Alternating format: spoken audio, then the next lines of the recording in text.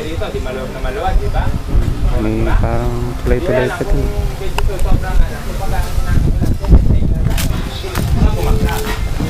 Di ba? Kasi iba na rin yung nagigingan. Ganun naman. Mga kamaramihan. Oo, ganyan din kalaki yan. Parehas lang. Pero mas matibay itong sa kabila. Kasi yun, matagal ko nang gamit yun eh. Tungkol naman din sa iba naman. Paano po yung mga beddings po? Kami mga beddings kami niya. Ngayon naman, kung kukulangin lang naman, pwede na lang maglala.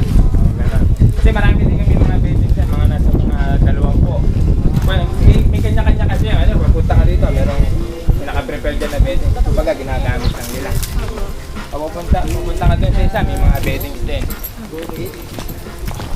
Ito, conforme lang ito sa ipagagamit kasi eh. Ito. Kasi ito, private to eh. Ito, pwedeng tambayan to. Pwede rin sa isang hall doon. Pero nakapilig yung aso. Nawala yung isa, yung walang paa. Basketball court po.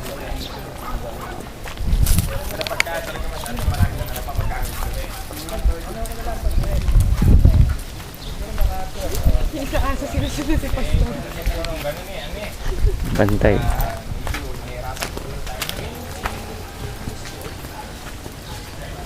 Talaga nakabantay yung mga aso.